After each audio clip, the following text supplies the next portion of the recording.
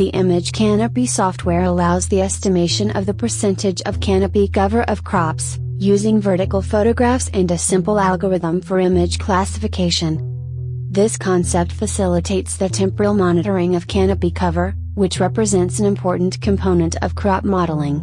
The software was developed using the tool Qt Creator.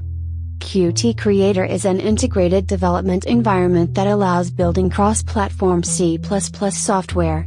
Image Canopy uses the OpenCV library for image processing.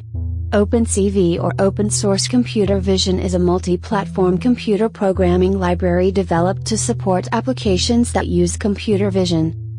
To start taking canopy cover photographs, a digital camera, a bubble level and a scale device are required.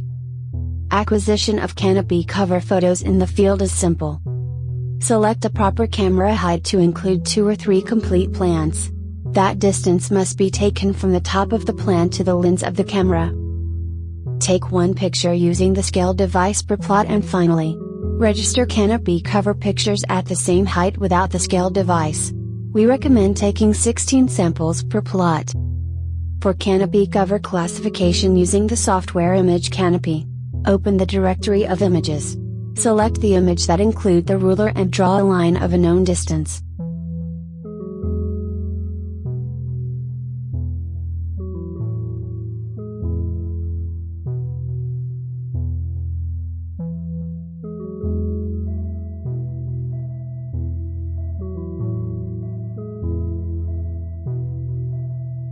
Complete the information on the input formulary.